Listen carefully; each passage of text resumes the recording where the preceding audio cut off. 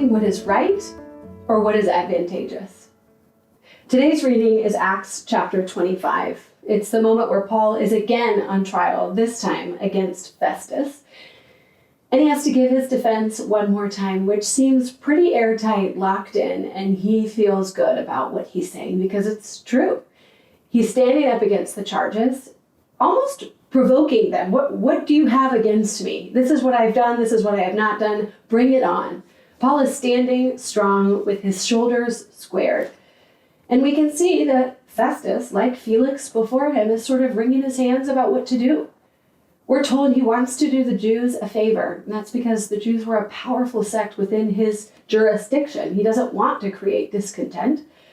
But he's wringing his hands, and then when Agrippa and Bernice come in, the king and his wife, he rolls out the carpet again, brings Paul back up, and says, he's appealed to Caesar, but I have no charges to bring him against. What do I do? And I wonder how many of us are in the position of King Festus, having to make a decision we are wringing our hands over. Obviously not about somebody's life or death, but is there a decision in your life where you have been wringing your hands, weighing the options? And here is my question for you. Are you doing what is right, or are you doing what is advantageous? So often I slip into thinking that what is advantageous or good for me is what's right. And this can apply to any area of my life. It could be in a conflict. It could be in a decision I'm responsible for at work. It could be in how I vote and what I'm voting for. But what does it look like to put this circumstance under the microscope and ask, am I doing this because it's right? Or am I doing this because it's advantageous? You know, what would be great is if those things collided, if what advantaged you actually was right.